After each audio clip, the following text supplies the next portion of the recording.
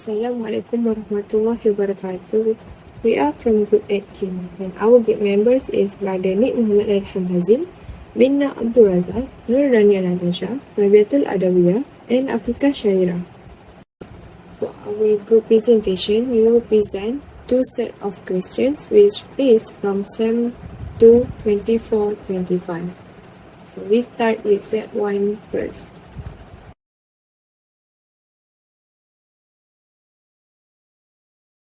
So the question 1 states, Mutiara Senior Brand pays monthly orders with a supplier for 30,000 components which are essential for its manufacturing process. The annual demand for this component is 300,000 units.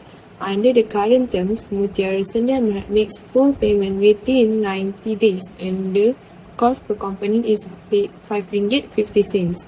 The ordering cost for each batch is RM200 and the annual holding cost is RM1 per component. The supplier has proposed about purchase discount of 2.5% for orders of 60,000 or more components. However, accepting the discount would raise the cost of holding inventory to RM2.50 per component per year due to increased storage requirements. Mutiara Sendirian Berhad also intends to apply for a long-term bank loan to meet the anticipated increase in working capital requirements for the upcoming year. Given that the company has operated with minimal debts, it is uncertain about the criteria the bank will use. We move to the required. For A, the question asks, explain 3 factors which influence the formulation of working capital policy for a business. So here, the key concept is working capital policy.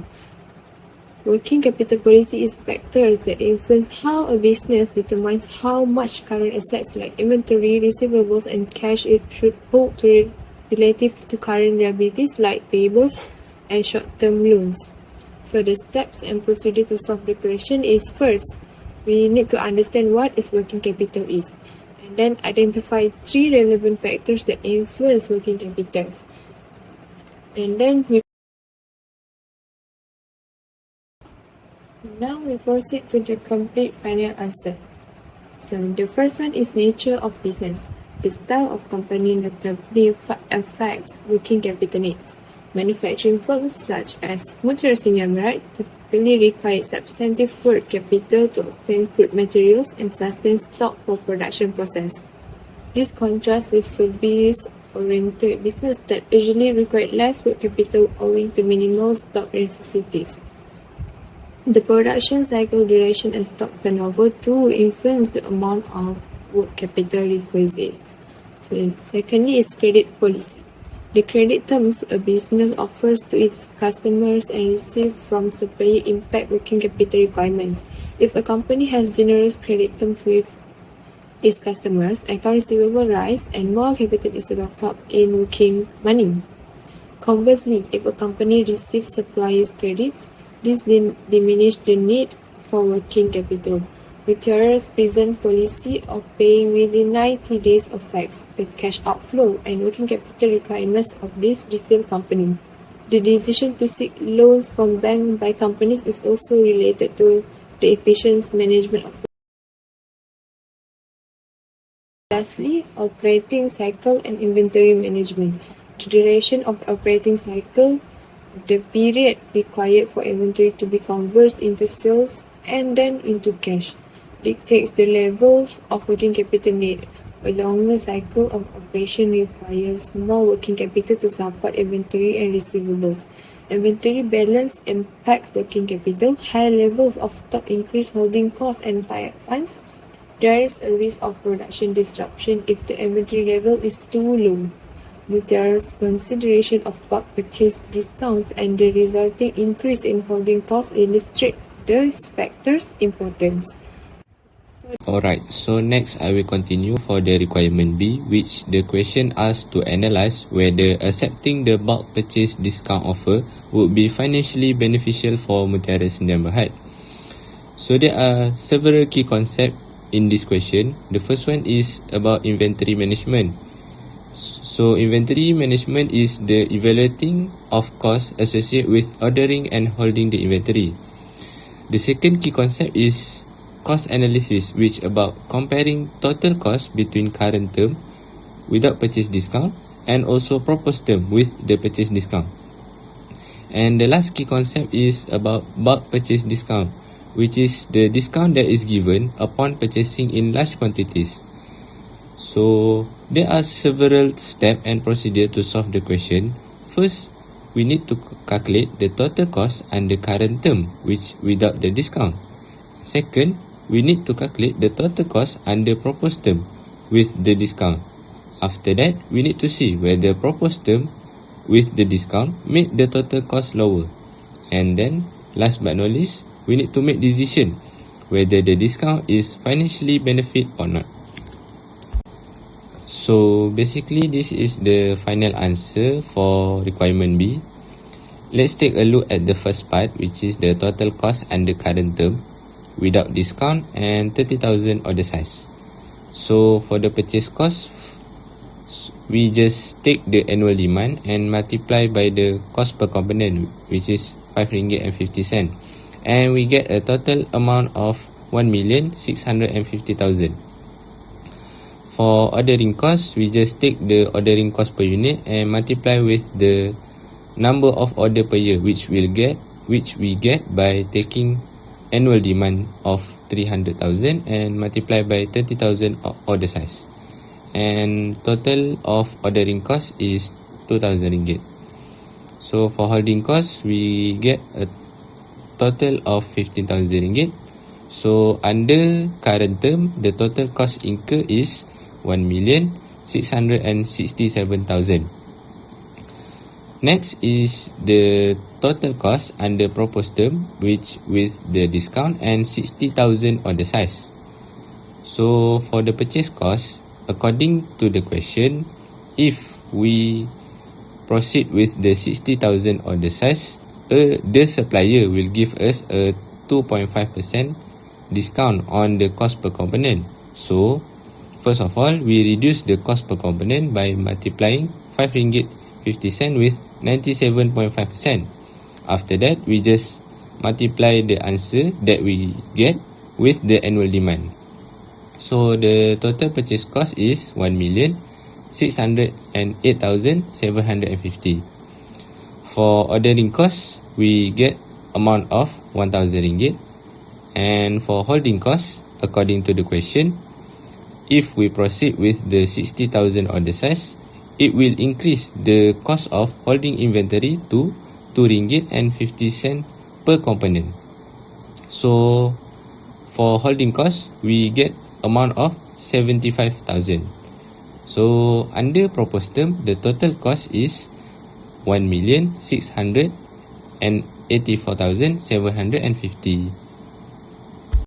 Since the total cost under proposed term with discount is higher compared to the total cost under current term without the discount, therefore accepting bulk purchase discount would not be financially beneficial. We may receive a 2.5% discount. However, due to the increase in order size, it will also increase the cost of holding inventory to RM2.50. Therefore, that is one of the reasons why total cost under proposed term is higher compared to total cost under current term. Next, moving on to C. Identify and explain two factors the bank will evaluate when considering the loan application for Mutiara Sendirian Bahar.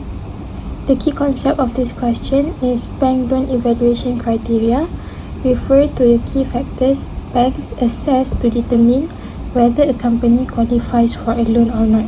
This process is essential to help banks minimize the risk of lending to businesses that may be unable to repay the loan on time. So the steps and procedures to solve this question. Number one is to understand what the question wants. In this case is two factors that the bank will evaluate when considering loan application. Number two, choose any two relevant key factors. And number three, explain the chosen factors clearly and briefly.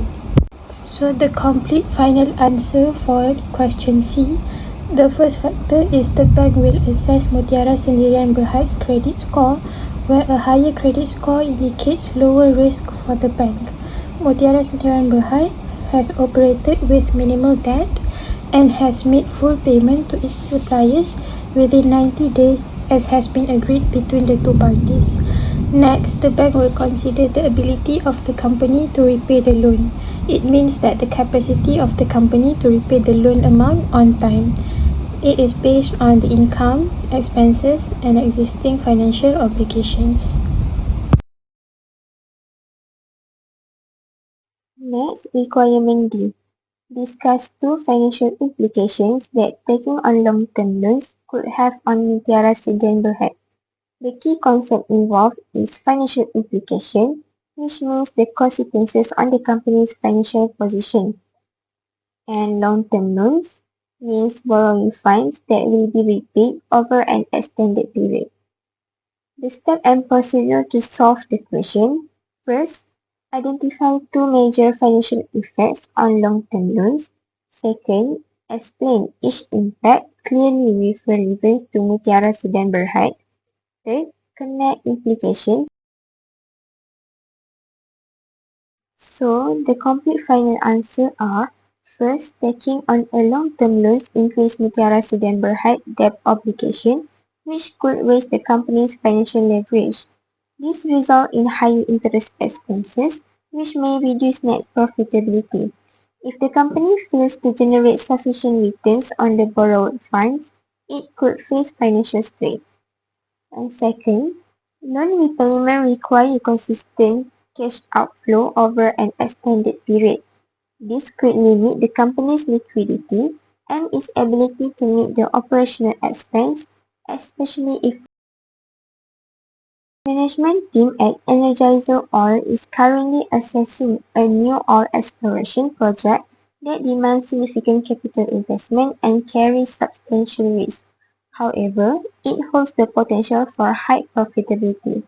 In addition, the company is considering raising its dividend payout ratio. Both the exploration project and the dividend increase are anticipated to drive up the company's share price. Requirement A. Discuss how a risky new project and an increased dividend payout will affect Energizer Oil's capital structure and leverage. The key concept. First, risky project financing that typically needs significant funding, often through debt. Second, increased dividend payout, which higher dividend payment will reduce retained earnings. Third, capital structure, that means mix of debt and equity used to finance company assets. And leverage, that refer to the use of fixed cost assets to magnify returns. Higher leverage implies higher financial risk. Step and procedure to solve the question. First, identify the nature of the risky new project. Second, explain how debt financing affects capital structure. Third, analyze the impact of increased dividend payout. The complete final answer. A risky new project usually requires significant capital, possibly through debt financing, which increases financial leverage and the debt-to-equity ratio. This increases the company's financial risk due to greater interest obligation, while an increased dividend payout reduces retained earnings and limits internal fund for investment. This could force the company Energizer Oil to rely more on external financing, further increasing leverage. Overall, board's decision affects the capital structure by increasing leverage and reducing financial flexibility, making the company more exposed to financial risk. Requirement B. Explain the potential effects of increasing dividends and pursuing a risky project on Energizer Oil's financial strategy and long-term value. The key concepts are dividend policy, which the decision to increase dividends and its signaling effect. Financial strategy, balancing short-term gains with long-term sustainability and risk management. Long-term firm value, how investment decisions affect future cash flow, profits, and shareholder value. The step and procedure to solve this question. First, explain the impact of increasing dividends. Second, analyze the implication of a risky project. The complete final answer: increasing dividend can signal financial strength, attracting investors and boosting short-term share price. However, higher dividend payout reduces retained earnings, which limits the company's ability in future reinvestment. On the other hand, pursuing a risky project may enhance long-term value if it generates higher future cash flow and profits. However, if the project fails, it can damage shareholder value due to financial losses and increase risk exposure. Next, Energizer Oil is considering a 5-for-2 reverse stock split.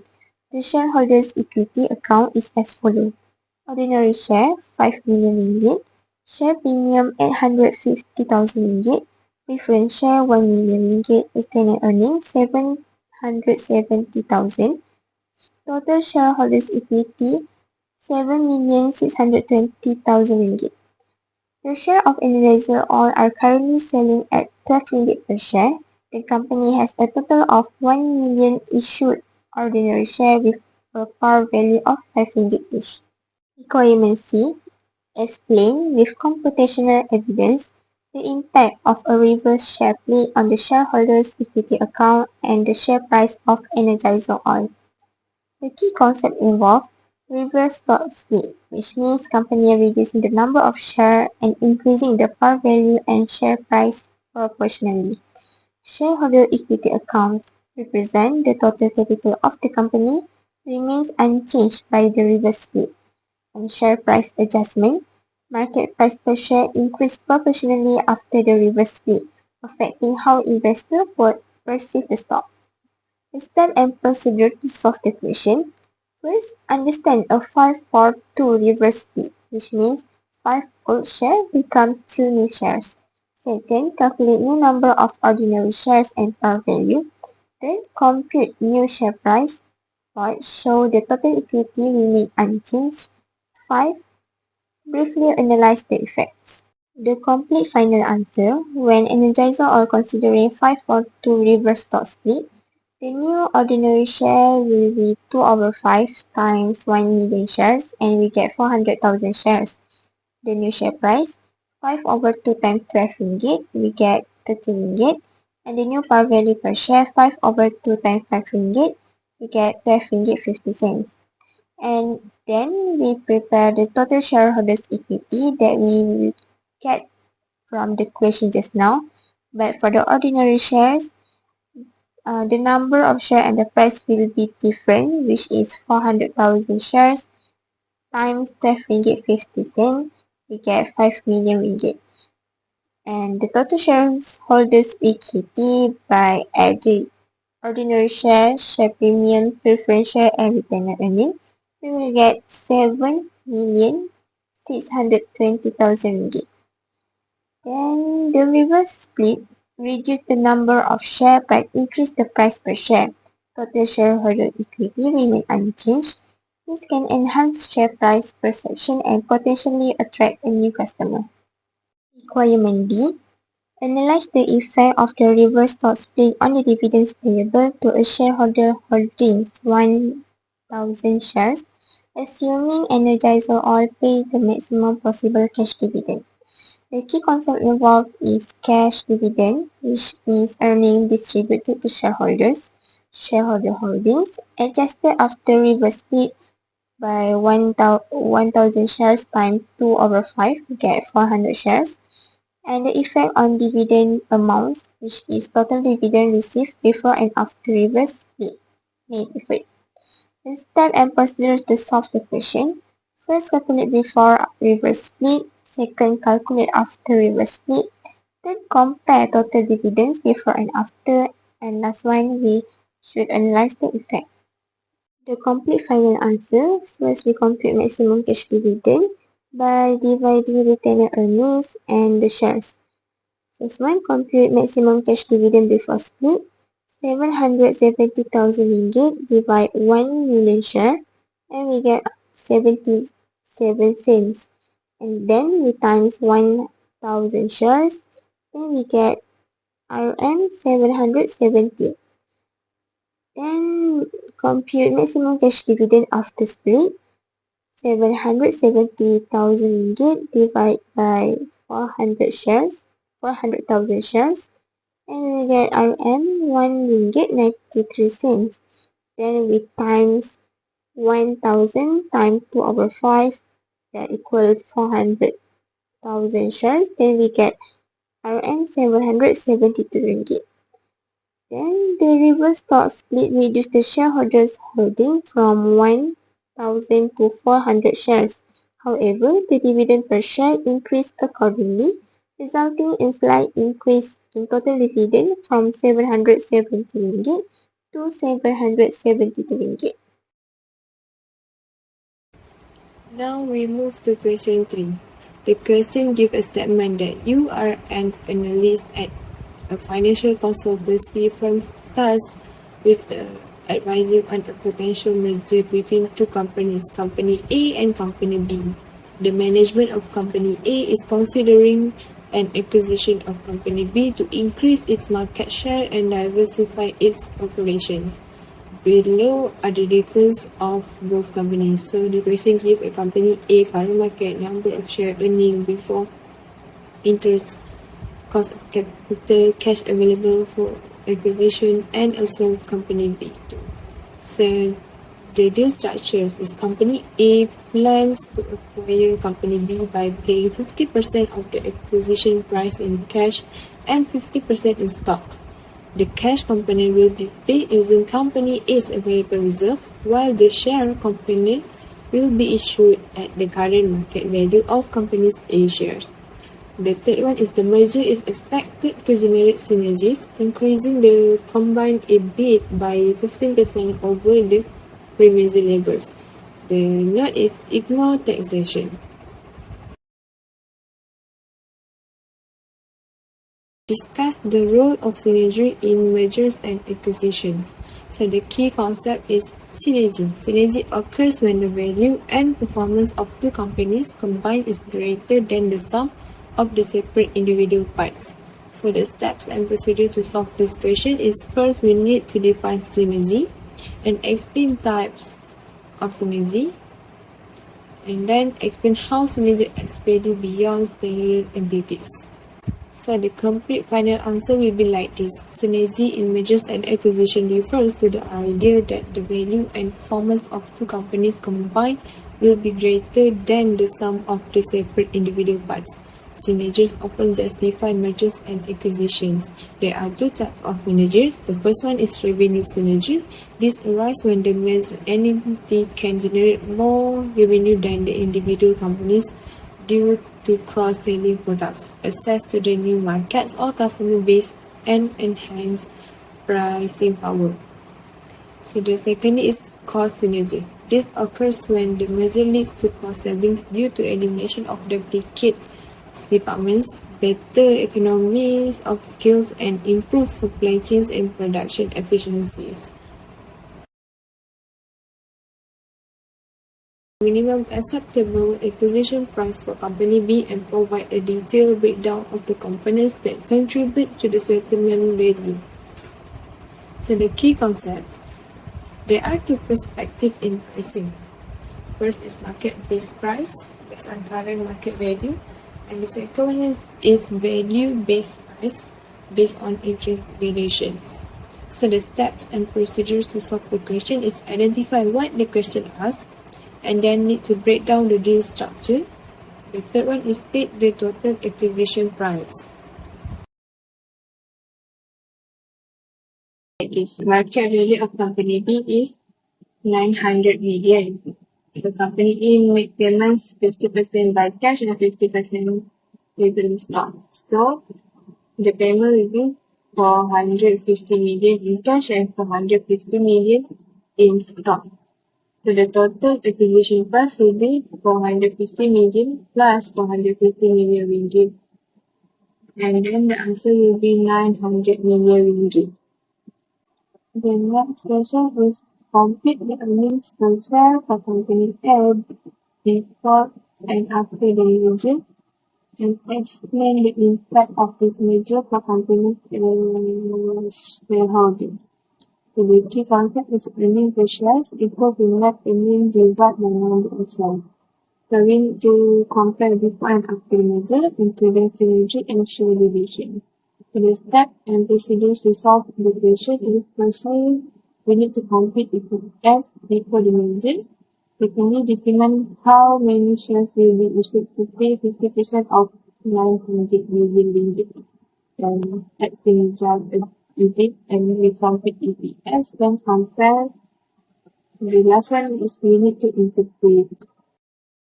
The complete final answer will be like this. Before merger, EBIT company A is 120 million ringgit and the shares is 150,000. So the EPS will be 800 ringgit.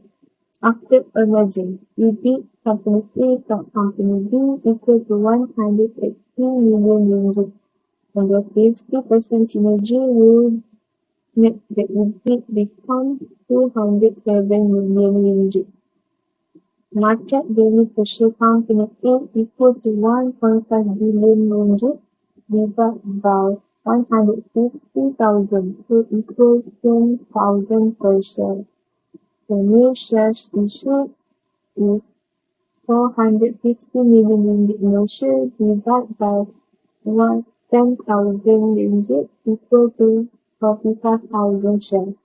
So total shares after merger equal to 150 plus 45 equal to 195,000 shares.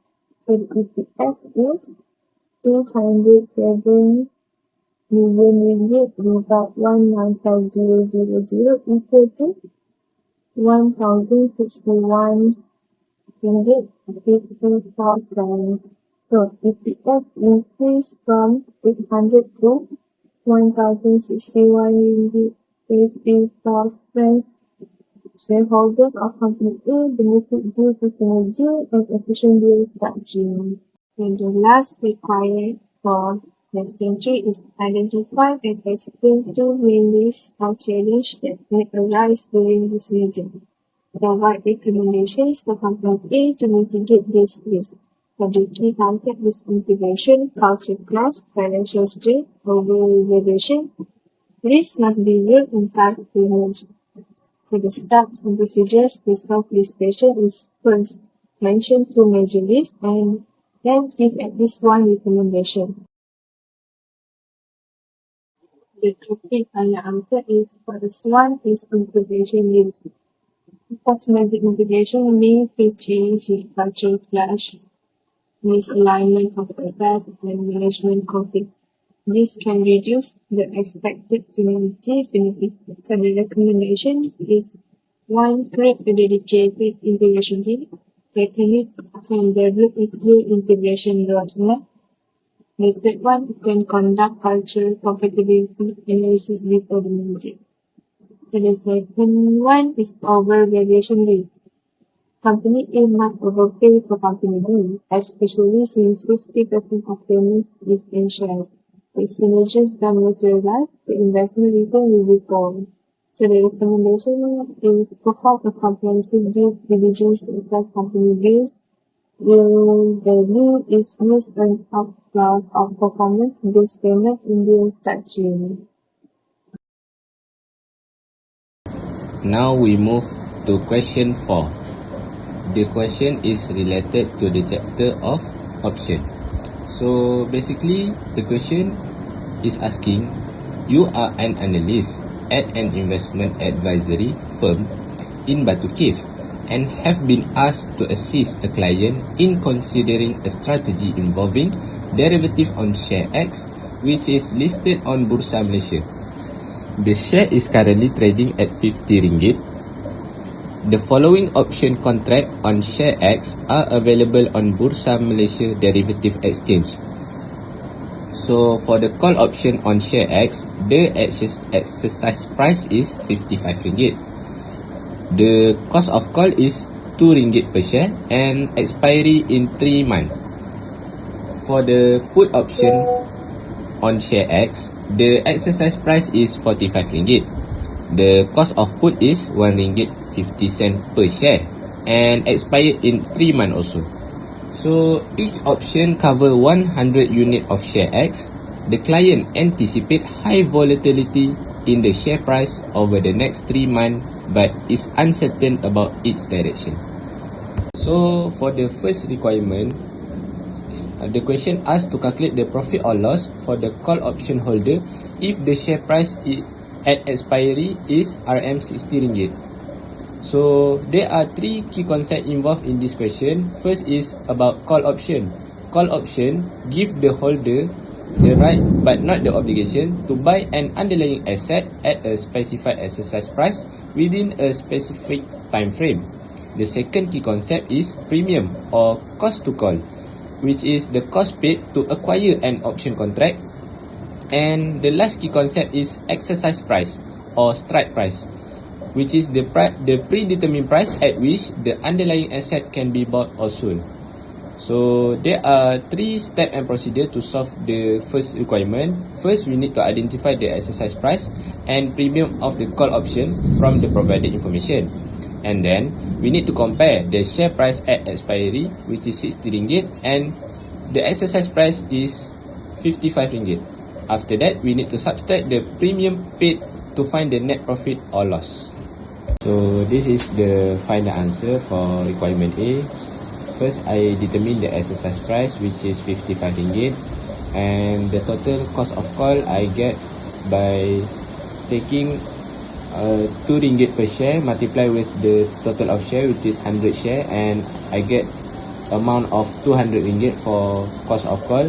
So the profit or loss I get by taking the share price at expiry multiply with the number of share minus the exercise price multiply with the number of share and minus the cost of call.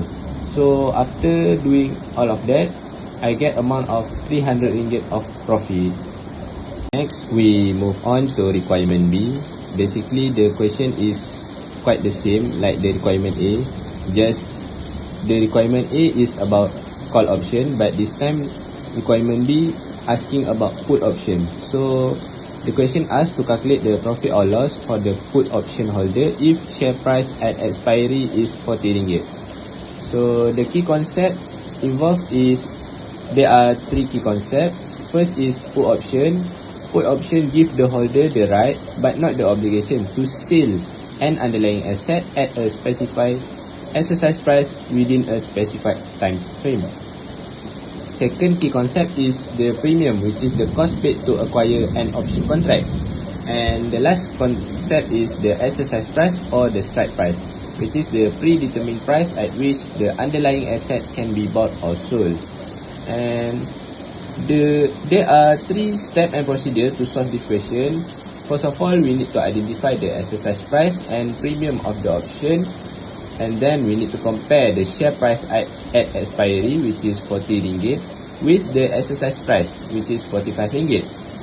After that, we need to subtract the premium paid to find the net profit or loss.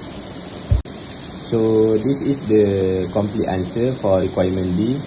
First of all, I determine the exercise price, which is 45 ringgit, and then I calculate the total cost of put option, which is I get by taking the 1 ringgit 50 cent per share multiplied by the number of share, which is 100 share, and I get the total cost of put option is 150 ringgit. So for the profit or loss, first of all, I take the exercise price multiply with the number of share and minus the share price at expiry, which is 40 ringgit, multiply with the number of share 100 and minus the total cost of put option. So after doing all of that, I get amount of 350 ringgit of profit. Moving on to the next requirement, which is requirement C. So the question asks to determine the net profit or loss if the client purchase both the call and put warrant and the stock price at expiry is 55 ringgit. So in this question, there are 3 key concepts. First is the call option, which give the holder the right to buy an underlying asset at a specified exercise price. Second one is about put option, which give the holder the right to sell an underlying asset at a specified exercise price. And the last concept is premium, which is the cost paid to acquire an option contract. So there are 4 steps and procedure to solve this question. First of all, we need to identify the exercise price and premium for both the call and put option. After that, we need to calculate the profit or loss for the call option. And then we also need to calculate the profit or loss for the put option. After that, we need to sum up the profit or loss from both options to find the net profit or loss. So this is the final answer for the requirement C. First of all, for the call option, as you can see, the share price at expiry is equal to the exercise price, which is both 55 ringgit. Therefore, the client will not receive any gain from it. Due to that, the client need to bear a loss for the cost that they incur in order to acquire the call option, which is the total cost is 200 ringgit. So for the call option, the client get a loss of 200 ringgit. Next, for the put option, the share price at expiry more than the exercise price, which is 55 more than 45. So since the exercise price is lower, the put option is now at the lowest. Therefore, the put option should not be proceed. Due to that, the client need to bear a loss from the cost incurred to obtain the put option, which is a total of 150 ringgit. After calculate the loss from the call option and the loss from the put option, then we can calculate the total loss that the client will incur if he or she purchase both the call and also put option. So for the loss from call option is 200 ringgit and the loss from put option is 150 ringgit. Therefore, we will get a total loss of 350 ringgit.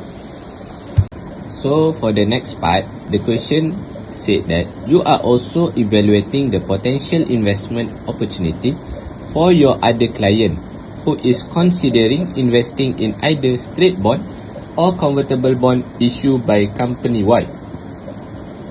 The detail of the proposed instrument are as follow.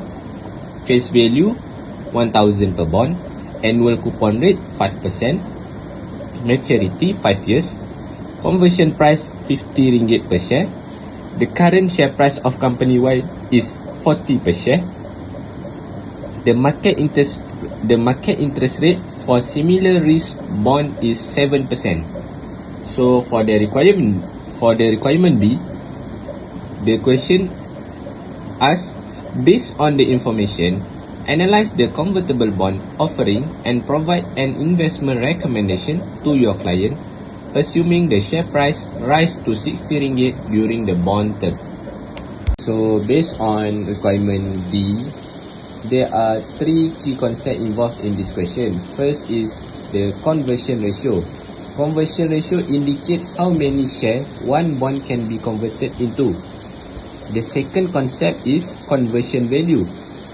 This is the market value of the shares into which the bond can be converted.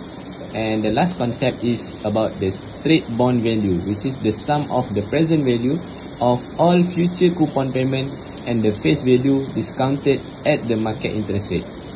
So to solve the question, there are 4 steps. First of all, we need to calculate the conversion ratio using the face value and conversion price. And then we need to calculate the conversion value using the calculated conversion ratio and the assumed future share price, which is 60 ringgit.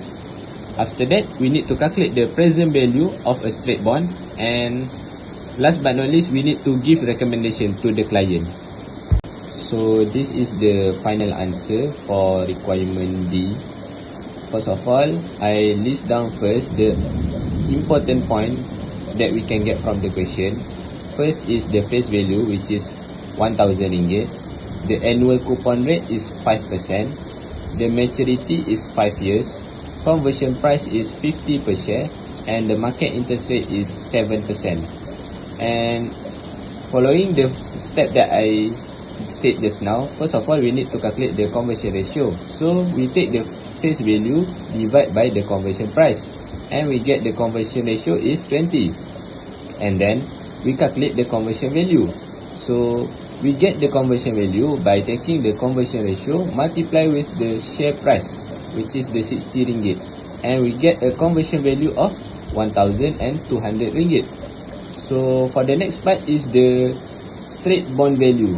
So in order to get the straight bond value, we can use the financial calculator. We just need to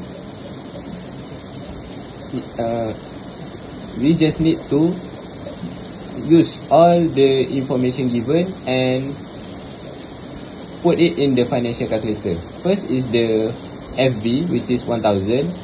The PMT is 50. We get by taking the coupon rate multiply with the face value, and next is the N is 5, which is the maturity.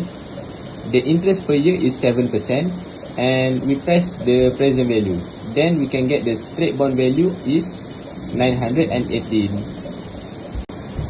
For the last step is to come up with the recommendation. So if the share price rise to 60 ringgit, the conversion value of the convertible bond is 1,200 ringgit, and is now much more valuable than a straight bond, which is 918 ringgit. This indicates that the investor would realize a higher return by holding the convertible bond, offering the potential to convert into shares and sell for a profit or benefit from the bond appreciation. Therefore, the decision is to recommend the client to invest in the convertible bond. So next I will continue for the requirement E, which the question asks about the potential share price movement influence the client investment decision. So there are two key concepts in this question. First is about the convertible bond, which a bond that can be converted into share. The second one is about straight bond, which is a traditional bond with fixed interest payment and principal repayment, not linked to share price movement. So there are 3 steps and procedure to solve the question. First, we need to explain how a rising share price impact the conversion value of the convertible bond. Second, we need to contrast this with how a straight bond is affected or not affected by share price movement. Last but not least, we need to summarize how the client anticipation of share price movement directly influence their choice between convertible and straight bond. So this is the final answer. So for convertible bond, if the share price rise, the conversion value of the convertible bond increase. This make the option to convert the bond into shares is more valuable. However, for straight bond, the value of a straight bond is primarily influenced by the interest rate and the credit worthiness of the issuer, not directly by the issuer's share price. Therefore, if the client anticipate the share price will increase, the convertible bond become a more appealing option. But if the client anticipate a decline in share price, a straight bond might be preferred. So for the last requirement, the question asks to identify and explain 2 advantages and 2 disadvantages of issuing convertible bond compared to straight bond from the perspective of company Y, which is the bond issuer. So in this question, there are 3 key concepts. First is the convertible bond, which is a type of bond that can be converted into common shares. Second is straight bond, which is a traditional bond that does not have an equity conversion feature. And last concept is the equity dilution, which is the reduction in the ownership percentage of existing shareholders due to the issuance of new shares. So there are 2 steps to answer this question. First, we need to identify the 2 distinct advantages for company Y. And the second one, we need to identify the 2 distinct disadvantages for company Y. So for the 2 advantages for company Y, which is the issuer of the bond, first is the lower coupon rate. With lower coupon rate, which means lower interest payment, convertible bonds are considered slightly riskier than similar straight bond. Investors do this since they think the profit from equity, if the stock does well, can make up for receiving a lower yield from the bond. This way, the company's debt expense may decline and they may enjoy improved cash flow in short to medium term. Second advantage is delayed in equity dilution. Convertible bond let a company get money from investor and postpone by how much existing shares are diluted. When the share price is high enough, conversion happen, giving the company the benefit of being able to sell shares for more than they could at the bond issue price. This gives company a way to raise money like equity without affecting their current share price or EPS immediately. Next is the disadvantages for company Y, which is the issue of the bond. First is the potential of equity dilution. If the bondholder change their bond into share, it will lead to a larger number of total share, which may reduce the share and earning per share of original investor.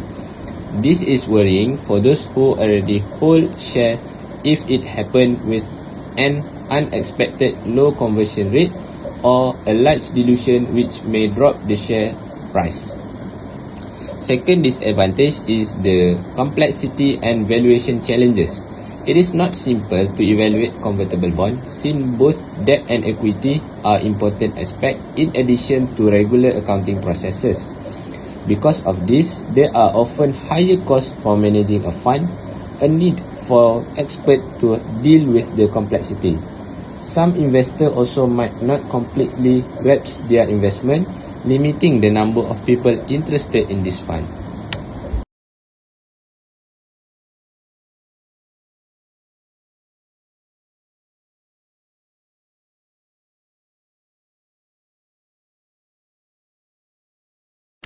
For the first question, we have to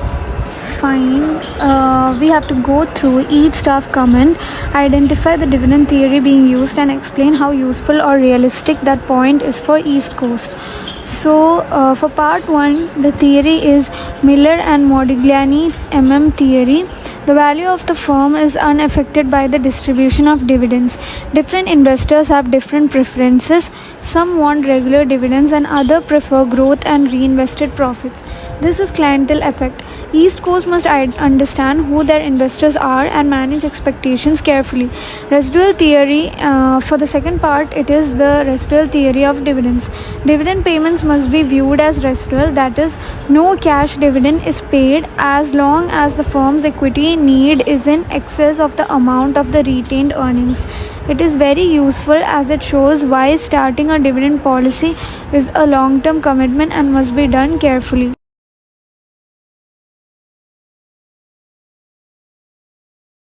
Okay, so for part B, we have to evaluate the suggestions, and for each suggestion, we need to understand its meaning and write its merits. So for the first part, it is merits of stock dividends.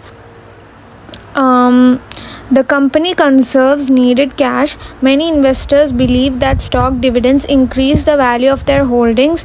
This causes them to own more shares but no increase in their wealth. Then comes stock splits. Each shareholder gets more shares at a lower price. It makes share more affordable for the investors and increase the demand. It makes it more attractive to individual investors. Stock repurchase plan. Company buys back its own shares from its shareholders instead of paying dividends. This reduces the shares. It increases stock price. It gives value to investors without committing to regular payments. Alright, so next I will continue for the requirement C, which the question asks to calculate the probable value of the stock, the amount of cash received, and total investor wealth immediately after the following action, which are: first, East Coast pay a 20% stock dividend. Second, East Coast split its stock for 3-for-1, and last, East Coast pay 2 ringgit per share cash dividend. So there are three key concepts in this question. First is stock dividend, which is stock dividend increase the number of share and investor own but no value added as price per share decreases. Second is about stock split, which a corporate action that increase the number of outstanding share while reducing the price per share. It doesn't change the company's overall value. And last concept is about cash dividend, which a distribution of cash to shareholders. It reduces the company cash and retain earning. Alright, for the first requirement, which is East Coast pay a 20% stock dividend. So the step to answer this question, first we need to calculate the new number of shares, and then we need to calculate the new stock price per share. After that, we determine whether there is any cash received, and last but not least, we calculate the total investor wealth. Okay, so for the initial share is 1000 share, and its original price per share is 72 ringgit per share. So the original share value at the beginning is 72,000. So new number of share is obtained after we add the additional 20% to the original initial shares, and the new number of share is amounted to 1,200 share.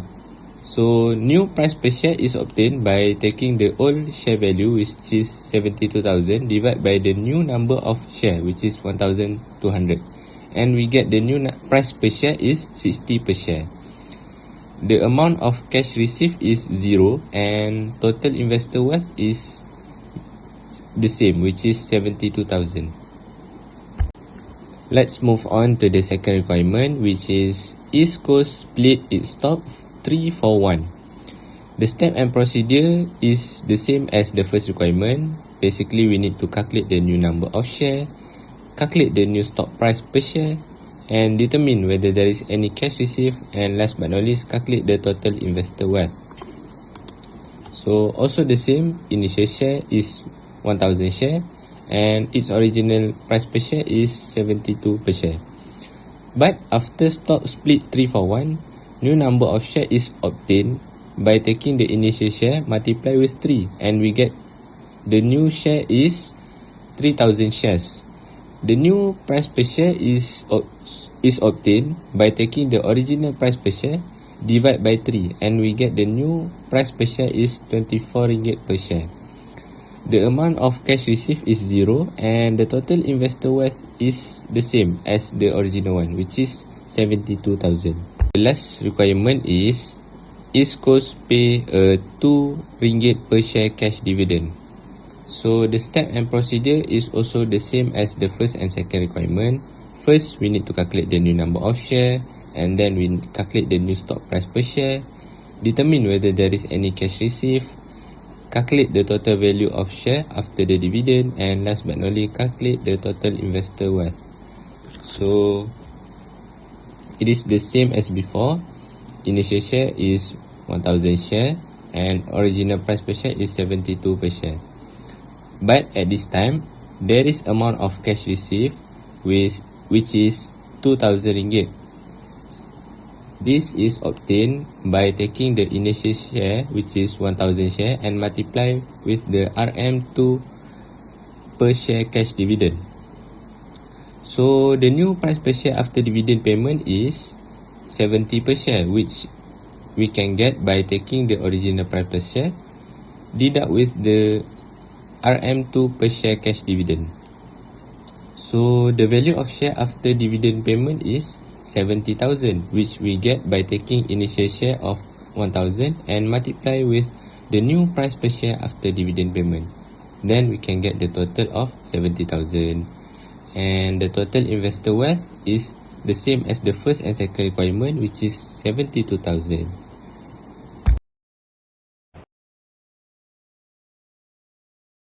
Next, continue to the question 2 requirement E.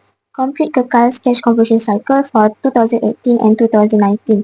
The key concept: cash conversion cycle or CCC refers to when a firm pays its supplier store inventory and collect cash from selling the finished product.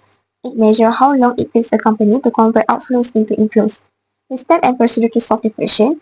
To find average age of inventory, we should divide inventory and cost of goods sold times the day, which is 365. For our average collection period, account receivable over the sales time 365, and average payment period, account payable over cost of goods sold time 365. And to get cash conversion cycle, we will add average age of inventory plus average collection period but minus average payment period. The complete final answer, 2018 AEI 512 over 2172 times 365, we get 86.04 days. ACP 642 over 3202 times 365, we get 73.18 days. And for APP 288 over 2172 times 365, we get 48.4 days. And the total cash conversion cycle for 2018, 86.04 plus 73.18 minus 48.4, the total is 110.82 days. For the 2019, AAI 595 over 2568 times 365, we get 84.57 days. ACP 722 over 3784 times 365, we get 69.64 days. And the APP 332 over 2568 times 365, we get 47.19 days. The total cash conversion cycle 2019, 84.57 plus 69.64 minus 47.19, and we get 107.02 days. Requirement B. Kekal bill its customer on term of net 45. Although most customers pay on time, some routinely stretch the payment period to 60 or even 90 days. Explain 3 ways that Kekal can take to encourage clients to pay on time. So the key concept involved is credit term, where customers are expected to make full payment within 45 days.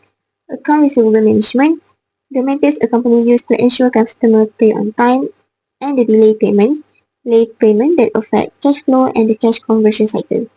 The step and procedure to solve the questions. First, understand the issue. Second, identify goals wish to improve timely payment. Third, determine effective strategies.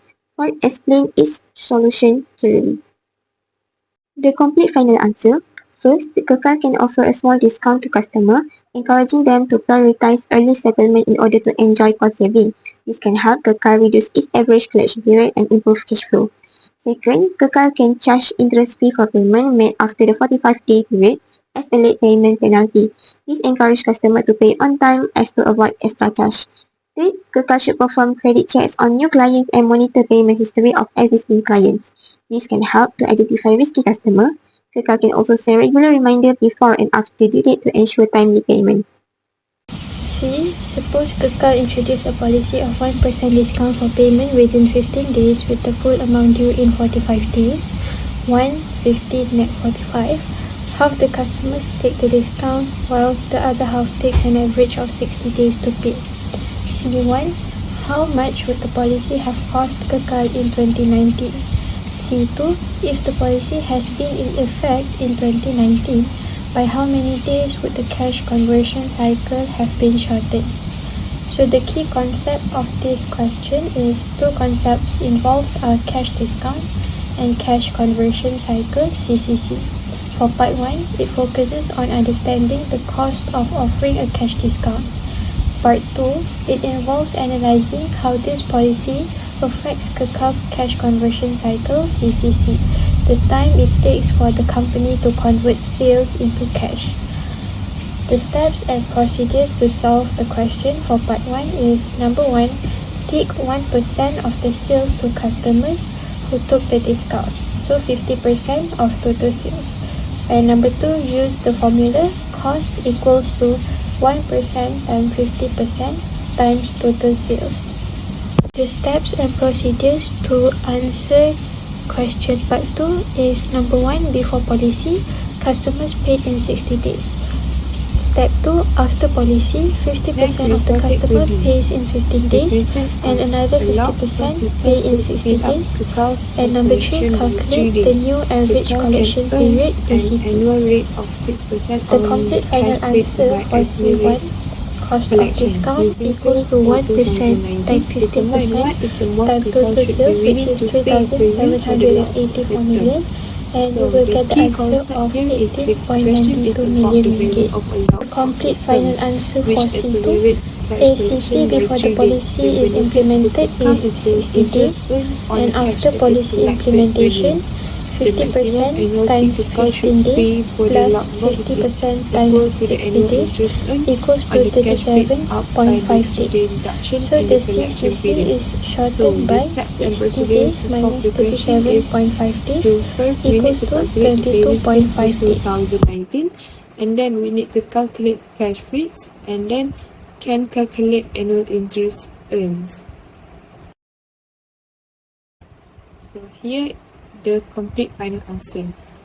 How to calculate daily sales? The daily sales can get when we divide annual sales divide by 365 days. So the answer we will get 10.37 million ringgit. So the next one is cash rates. Cash rate can get when 10.37 million ringgit multiply with 3 days. So the answer is 31.11 million ringgit. So how to get the annual interest? We need to calculate 31.11 million ringgit multiplied by 6%, and then we get the answer is 1.87 million ringgit per year. So the most total should be willing to pay per year for the logbook system is 1.87 million ringgit per year.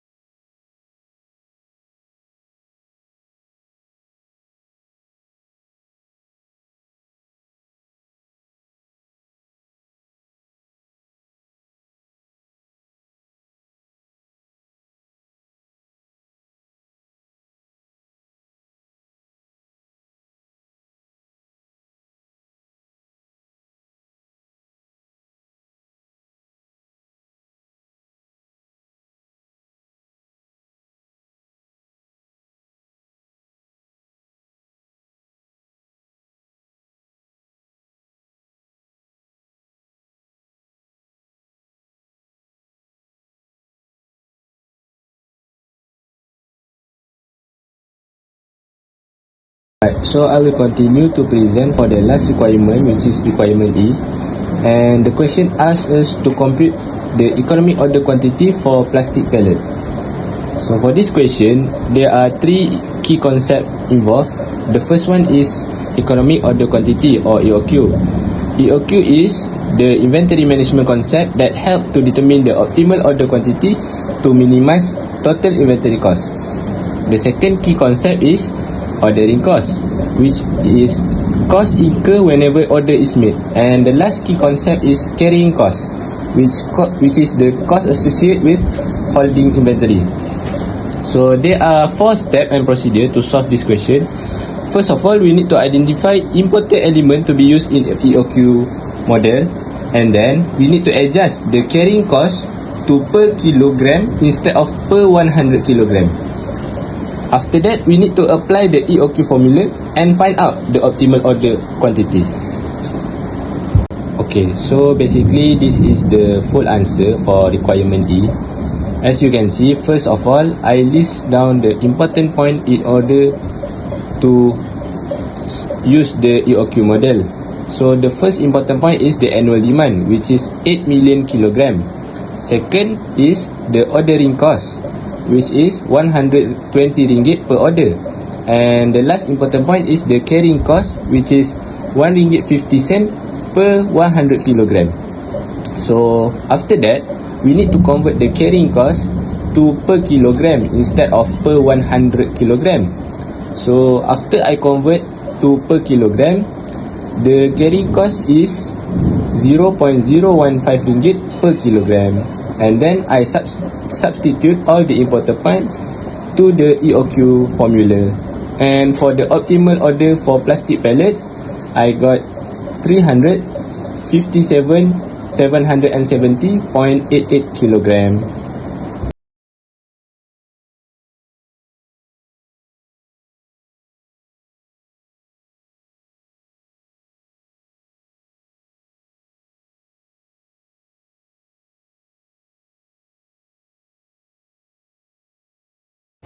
For question 3 part A, we have to compute the price per share it will pay and the total market value of tutti smoothie. So for this, firstly we have to calculate the premium, which is 60% of the market price, that is 18 ringgit. Then we have to find the price per share paid, which is 30 plus 18, that is 48 ringgit. So the total market value paid will be 48 into 400,000, that is 19,200,000 ringgit. Secondly, for part B, how many shares will RAZAQ Chalk have after the merger? So after the merger, to find that, RAZAQ Chalk's share price is 30 ringgit. The total value to be paid is 19,200,000 ringgit, and the new shares issued will be the total value to be paid divided by RAZAQ shares price. So 19,200,000 divided by 30, which is 640,000 shares, and the total shares after merger is equal to existing shares plus new shares, which will be 2 million plus 640,000, that is 2,640,000 shares. For part C, we have to calculate the post-merger earnings per share. To find that, we have to find the total combined earnings. To find the total combined earnings, we have to add 4 million plus 1 million, which will be 5 million ringgit, and EPS after merger is equal to total earnings divided by total share after merger, that is 5 million divided by 2,640,000, which is equal to 1.89 ringgit. And for part D, we have to find why have RAZAQ Chalk's earning per share go down.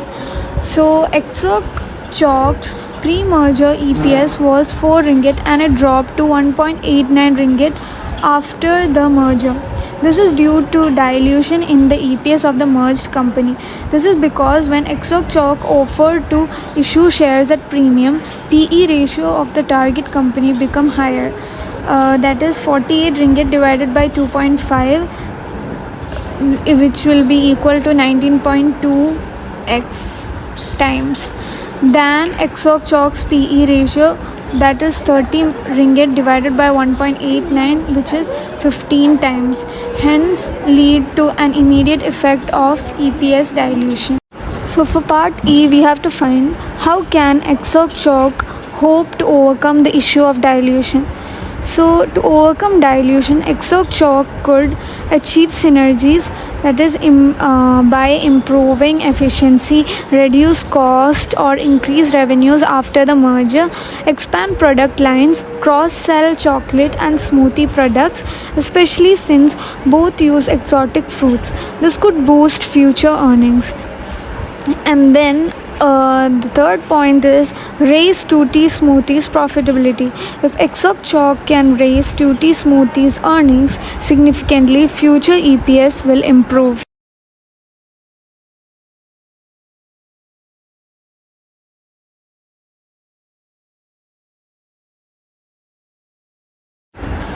Okay, so for question 3 part B, first part, we have to find if investors pay RM 1000 for each bond, what is the value of each warrant attached to the bond issue. So we have to find the value of each warrant attached to the bond issue. So for that, we have to put these values in the calculator. FV is equal to 1000, RM N is equal to 20, I is 12%, PMT will be 90 and PV will be 775.92. So the value of implied warrants will be equal to 1000 ringgit minus 775.92 ringgit, that is 224.08 ringgit. Value of each warrant is equal to 224.08 ringgit divided by 20, which is 11.20 ringgit. Okay, so for part B, we have to find what is the expected total value of Perfect PLC in 10 years. To find this, we have to find the current value, which is 10 million into 25, that will be 250 million ringgit, and the future value is equal to 250 million into 1.10 raised to 10, that is equal to 648,435,615 ringgit. And for part C, we have to find what would be Perfect's price per share in 10 years if there were no warrants and with the warrant. So price per share in 10 years, no warrants, will be 648,435,615 divided by 10 million, that is 100,000 bonds, and with warrants also it will be 100 million divided by 1000, again it is 100,000 bonds. Then the warrants is equal to 100,000 into 20, that is 2 million. Now the new money raised will be 2 million into 30 is equal to 60 million, and the total value is equal to 648,435,615 plus 60 million, that will be 708,435,615 ringgit. The new shares will be 10 million plus 2 million, that will be 12 million, and the price per share is equal to 708,435,615 divided by 12 million, that is 59.04 ringgit. So for part D, we have to find what is the component cost of these bonds with warrant and what is the premium associated with the warrants. PV is equal to 775.92, PMT is 90, FV is 1000, N is equal to 20, and I will be 12%. Component cost of debt is 12%. Premium for warrants is equal to 1000 minus 775.92, which will be 224.08 ringgit, and the value for each warrants will be 224.08 ringgit divided by 20, that is 11.20 ringgit. Moving on to question number 4, part A. Fizi Corporation desires to expand. It is considering a cash purchase of Lulu Corporation for 3 million ringgit. Fizi has a 700,000 ringgit tax loss carry forward that could be used immediately by Fizi Corporation, which is paying taxes at the tax rate of 30%. Lulu will provide 420,000 ringgit per year in cash flow for the next 20 years. If Fizi Corporation has a cost of capital of 13% should the merger be undertaken. There are 4 key concepts for this question. The first one is the NPV concept, which is valuing future cash flows using NPV based on the company's cost of capital, which is 13%. The second concept is cost of capital, the required return Fizi expects when investing and is used to discount future cash flows to present value. The third concept is tax loss carry forward. Fizi has a 700,000 ringgit tax loss carry forward that reduces taxable income, creating an immediate tax saving. The last one is merger decision rule. If the NPV is larger than 0, the merger is financially worthwhile and the merger should be undertaken. There are 4 steps and procedures to solve this question. The first step is to calculate the tax savings. The second step is calculate present value of future cash flows using financial calculator. The third step is calculate the total benefit, which is NPV of cash flows plus tax savings. And the fourth one is compare. If NPV is larger than 0, accept the merger. for the full complete answer, the first one is to calculate the total tax relief, which is tax loss carry forward times with the tax rate, and we will get 210,000 ringgit. The second step is calculating cash flow. Input all the values, 420,000 ringgit for 20 years, and the cost of capital is 13%. So we will shift NPV and we will get the NPV equals to 2,950,000 ringgit 395.66 cents. And so the total benefit will equals to the NPV plus with the total tax relief will amount to 3,160,395.66 cents. So calculating the NPV minus the benefit with the purchase price, and we will get 160,000 ringgit 395.66 cents. Since NPV is larger than zero, Fizi Corporation should undertake the merger.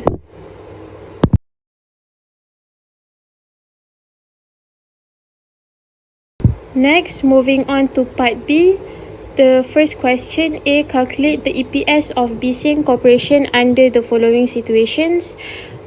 A1 under the old production process, A2 under the new production process if it uses debt, and A3 under the new production process if it uses ordinary shares. So the key concept for this question, there are three. The first one is earning per share, EPS, measures profit available to ordinary shareholders per share. The second key concept is financing option.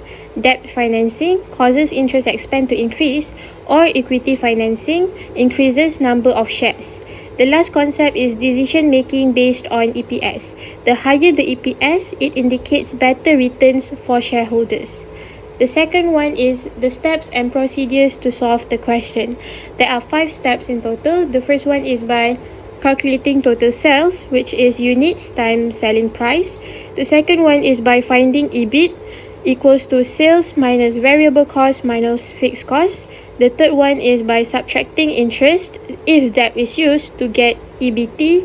The fourth one is applying tax of 40% to get net income. And the fifth step is by calculating EPS for each situation, which is net income divided by number of shares. As I have done here, this is the original one, that if we use debt financing or if we use shares financing, and we will get EAC of, for debt financing, 1,137,600 ringgit. For the original is 489,600 ringgit, and if we use shares financing, we will get 1,569,600 ringgit. So for the full complete answer, for A1, EPS under the old production process equals to 489,000 ringgit divided by number of shares 240,000 equals to 2 ringgit and 4 cent.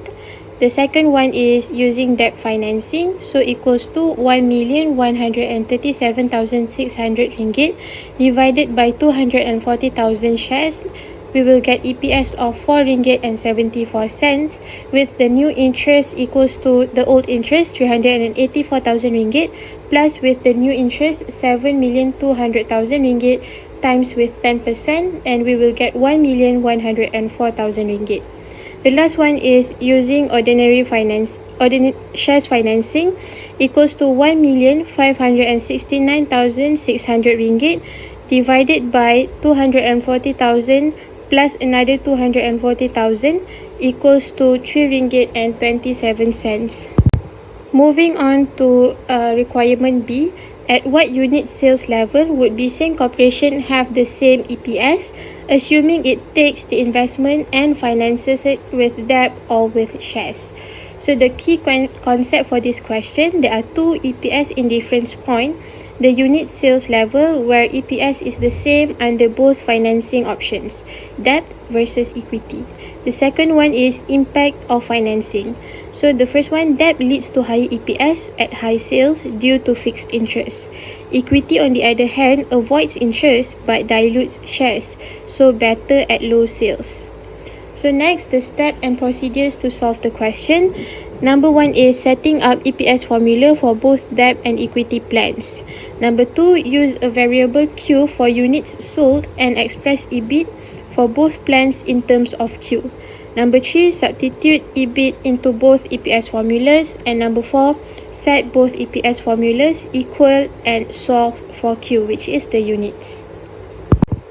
So for the full complete answer, first we need to identify the formula of EPS, which is quantity times the price minus with variable cost minus fixed cost minus interest and times it with 1 minus tax rate over number of shares. So we will then equate the debt financing formula with the shares financing formula of EPS, and after substituting all of the information, Q will equals to 339,643.86, and it is the same as 339,644 units. Moving on to part C, at what unit of sales level would EPS equals to 0 under the following situations? C1 under the old plan, C2 new plan with debt financing, and C3 new plan with share financing. So the key concept for these questions are 2. Earnings per share, EPS equals to 0. It means that net income equals to 0. The second one is break even for net income. Adjust the formula so that after tax profit is 0, and then solve for units sales volume. Number 2 is the steps and procedures to solve the questions. There are 3 steps. The first one is using the formula, and number 2, substitute all the values inside the formula and solve for Q. Number 3 is repeat the steps for all the 3 situations. Moving on to the full complete answer for C1 under the old plan, 28.8 ringgit minus 22.67 times with the quantity, which is unknown, minus fixed cost, minus interest, and plus 384,000, which is the tax, and we will get quantity of 317,129 units. Number 2, new plan with debt financing, the same thing, and we will get Q equals to 2,722,165 units. And the third one is with equity financing, we'll get the quantity of 204,686 units.